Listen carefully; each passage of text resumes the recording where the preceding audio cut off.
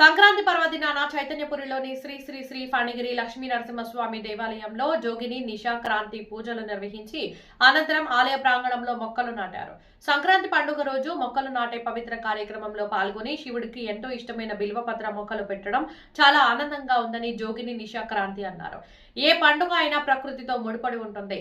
పూలు పత్రాలతో పూజించే సనాతన ధర్మం మనది అని అన్నారు. మానవ మనుగడకు జంతు జాతికి కూడా మొక్కలు అవసరం ఎంతో ఉందని ప్రతి ఒక్కరూ 3 మొక్కలు నాటాలని కోరారు. ఇంతటి గొప్ప కార్యక్రమం మహాయజ్ఞంలా ముందుకు తీసుకెళ్తున్న మాజీ రాజ్యసభ సభ్యులు జోగినపల్లి సంతోష్ కుమార్ కి కృతజ్ఞతలు ఆమె తెలిపారు. ఈ కార్యక్రమంలో గ్రీన్ ఇండియా ఛాలెంజ్ రాష్ట్ర కోఆర్డినేటర్ గరేపల్లి సతీష్ నరసింహారెడ్డి, ఆలయ కమిటీ సభ్యులు తదితరులు పాల్గొన్నారు. అందరికీ ముందుగా నమస్కారం. శనార్థులు, నేను మీ జోగిని నిశాక్రాంతి. ఇవాళ సంక్రాంతి పండుగ సందర్భంగా మన చైతన్యపురి డివిజన్లో ఉన్న శ్రీ లక్ష్మీ నరసింహస్వామి దేవాలయంలో మొక్కలు నాటడం జరిగింది. గ్రీన్ ఇండియా ఛానల్ తరపు నుంచి మాజీ ఎంపీ గారైన సంతోష్ కుమార్ గారు వారి ఆధ్వర్యంలో, అలాగే మా సతీష్ ఆధ్వర్యంలో కూడా మొక్కలు నాటడం జరిగింది. శివుడికి ఎంతో ప్రీతికరమైనది, ఇష్టమైనది బిల్వపత్రి నాటడం జరిగింది. చాలా సంతోషంగా ఉంది. తెలంగాణ ప్రజలందరూ సుఖ సంతోషాలతో ఉండాలని చెప్పి, అలాగే మన సనాతన ధర్మాన్ని కాపాడాలని చెప్పుకుంటూ మనం మొక్కలను నాటడం జరుగుతుంది. మనకు దేవుడికి పూలు పత్రి ఎంత ముఖ్యమో మనకు కూడా మొక్కలు ఉండడం అంత ముఖ్యం కదండి. కావున మొక్కలు నాటండి, మన దేశాన్ని మనం కాపాడుదాం.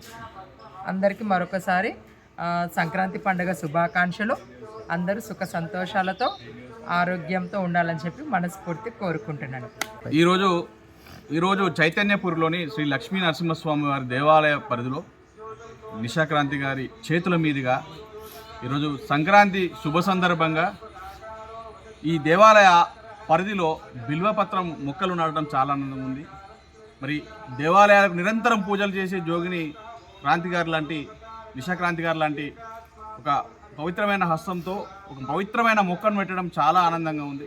ఈరోజు ప్రతి పండగ కూడా ప్రకృతితో ముడిపడి ఉంటుంది. ఏ పూజ చేయాలన్నా కూడా మరి పూలు కానీ పత్రాలు కానీ ఉపయోగిస్తూ మనం పూజలు చేస్తున్న సందర్భం చూస్తూ ఉన్నాం. మానవ మనుగడకు, జీవ మనుగడకు, జంతువులకు కూడా మన ఆక్సిజన్ అనేది చాలా ఇంపార్టెంట్. అలాంటి ఆక్సిజన్ దొరకాలంటే ఖచ్చితంగా ప్రతి ఒక్కరు కూడా మొక్కలు నాటాల్సిన రెస్పాన్సిబిలిటీ తీసుకోవాల్సిన అవసరం ఉంది.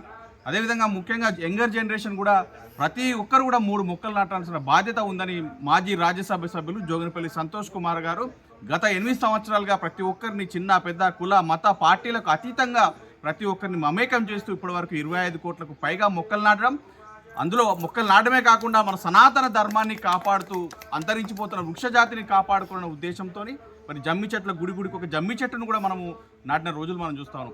ఇంత మంచి కార్యక్రమాన్ని చేపట్టి ప్రజాక్షేత్రంలో ముందుకు సాగుతూ జోగినపల్లి సంతోష్ కుమార్ గారు ఒక మహాయజ్ఞంలా తీసుకువెళ్తున్న గ్రీన్ ఇండియా ఛాలెంజ్ సక్సెస్ అవుతూ ముందుకు సాగుతుంది.